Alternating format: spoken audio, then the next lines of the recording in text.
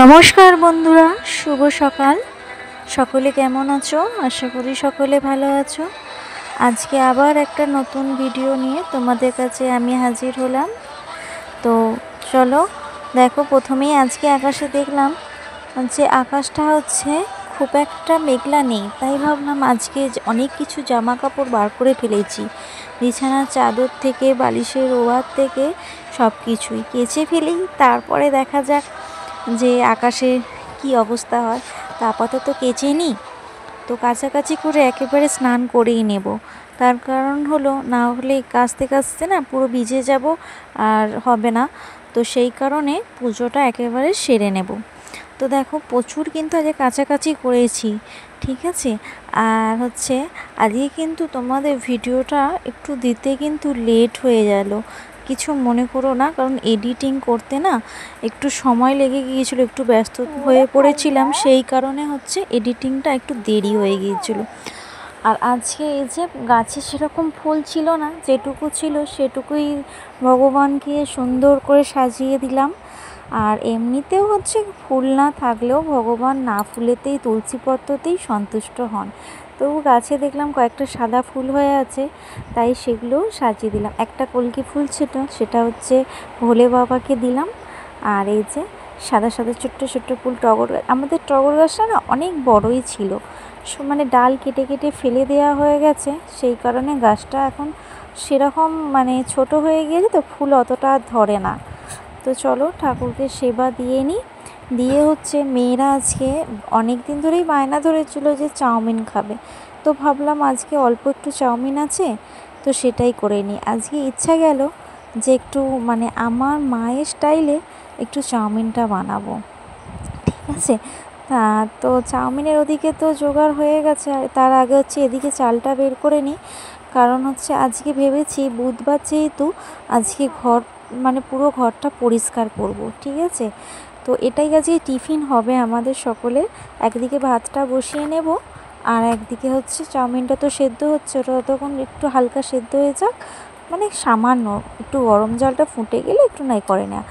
এই যে এটা করে নিয়েছি, এটা ততক্ষণ হওয়া থাক। কড়াটা বসিয়ে দিয়ে চালটা এদিকে ধুয়ে তুলে দিই, এদিকে ততক্ষণ ভাত হোক, আর এদিকে টিফিনটা বানিয়ে খাওয়া হয়ে যাবে ততক্ষণে।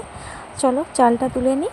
আর আজকে সেরকম কিছু কিন্তু আইটেম করব না রান্না, কারণ সামান্য কিছু সবজি রয়েছে, সেটা দিয়েই করব। তাই আজকে ভাবলাম পুরো ঘরটা ক্লিন করব, পুরো একদম ফুল দম দিয়ে আজকে পুরো ক্লিন করব। তো চলো পুরো ভিডিওটা দেখতে থাকো আর সাথে থাকো। আর একটা কথা, তোমাদের স্কিপ করে করে প্লিজ ভিডিও দেখবে না, ভিডিওটা পুরোটা দেখবে। যদি ভালো লেগে থাকে আমার ভিডিওটা, একটা লাইক আর একটা কমেন্ট করে যাবে। আর যদি মনে হয় তাহলে প্লিজ সাবস্ক্রাইব করে পাশে থেকো। আর এই যে আমার চাউমিন তো পুরো অলমোস্ট রেডি হয়ে গেছে।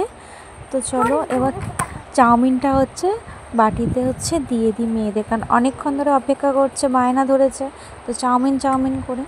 তো আর দেখো আমার মায়ের স্টাইলে চাউমিনটা করেছি, একটু ইয়েলো ইয়েলো লাগছে বেশ। আগেকার মা কী করতো, এরকম চাউমিন বানাতো, তো অনেক দিনে মায়ের হাতে তো খাইনি, তো ইচ্ছা গেল ওই রকমই ধরনের করতে, ঠিক আছে। তো খেতে কিন্তু খুব সুন্দর হয়েছিল, কোনো মশলা দিইনি, জাস্ট এমনি একটা ডিম দিয়ে, গাজর, একটু আলু, পেঁয়াজ দিয়ে করেছি, ঠিক আছে। প্রচুর টেস্টি হয়েছিল, যেন মনে হচ্ছে না মায়ের হাতেরই খাচ্ছি।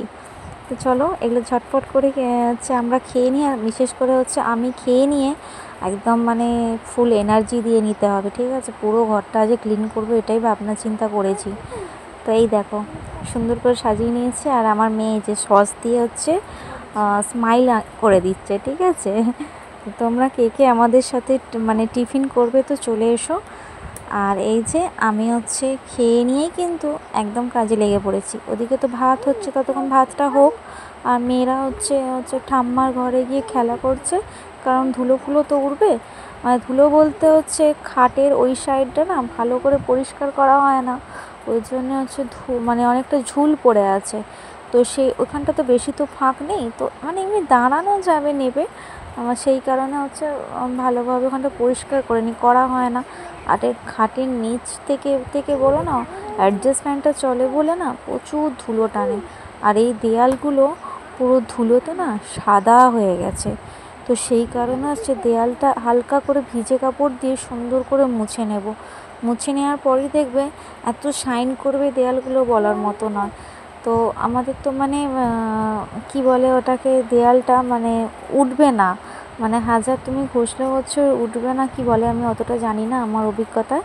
তো সেই রঙটাই করা হয়েছে দেয়ালেতে। তো আমি কী করলাম, হালকা হচ্ছে ভিজে কাপড় পরে সুন্দর করে মুছে নিলাম। দেখো কত সুন্দর ওপরেরটা আর নিচেরটা দেখো লাগছে, দেখেছো তো পরিষ্কার।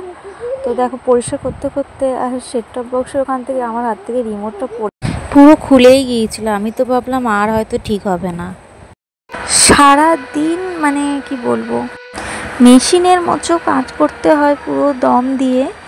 তবুও হচ্ছে বলবে যে আমি নাকি মানে কাজ করি না, খাই দাই আর শুয়ে থাকি আর ফোন ঘাঁটি। ঠিক আছে, এটা শুনতে হয়।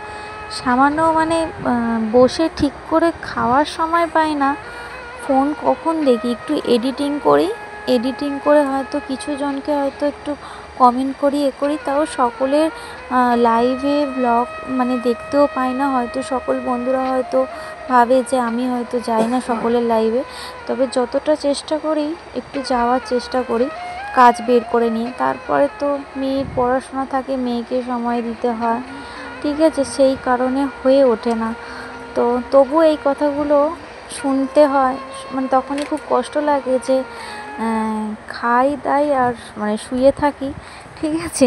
আর বোঝে না, ছেলেরাও তো বোঝে না যে ছেলেরা তো ধরো বাইরে খাটে, তারা তো বোঝে না যে ঘরে হচ্ছে ঘরের মানুষটা এত কাজ গুছিয়ে রাখে, এত সারাক্ষণ কাজ করে মেশিনের মতো, সেটা সত্যি কেউই বোঝে না। ছেলেরা কেন, ঘরে যে মানুষগুলো থাকে তারাও বোঝে না। তারা ভাবে কি বলো তো, যে এ খাচ্ছে দাচ্ছে ঘুমাচ্ছে, এ আর ভাবনা চিন্তা কি আছে, এটাই মনে করে।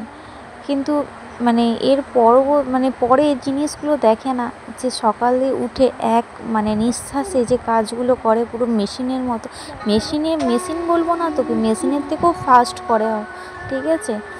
তো সেই কষ্টগুলো বোঝে না। তারপরে যখন একটু এসে বসে, মানে যে ঘামগুলো ঝরে যায়, সেই মানে ঘামের একটা একটা ফোঁটা কিন্তু কষ্টের ফোঁটা, ঠিক আছে, সেই কষ্টগুলো কিন্তু কেউ দেখে না। তো যাই হোক, আর কষ্ট যদি না কেউ বোঝে, আর সেটা তো বোঝানোর ক্ষমতা আমার নেই, সে সাধ্য আমার নেই। এই যে দেখতেই পাচ্ছ যে বিছানা তোমার ক্লিন হয়ে গেছে, আর বালিশের ওভারগুলো হচ্ছে খুলে নিয়েছিলাম, কিছু ওভার কেচে দিয়েছি, আবার ভাবছি ওগুলো শুকনো হয়ে গেলে আবার যেগুলো আছে ওগুলো খুলে আবার কেচে ফেলবো।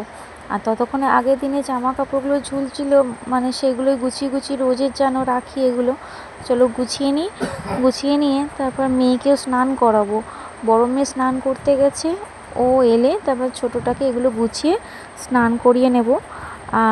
আর ওদিকে তো রান্না বসিয়ে দিয়েছি, ঠিক আছে। ওদিকে হয়তো রান্নার ভিডিওটা তোমাদের সাথে শেয়ার করতে পারলাম না, তবে শেষে তোমাদের দেখিয়ে দেবো যে কী কী রান্না করেছি আজকে, ঠিক আছে। আর তোমরা হচ্ছে প্লিজ আমার পাশে এইরকমভাবেই থেকো।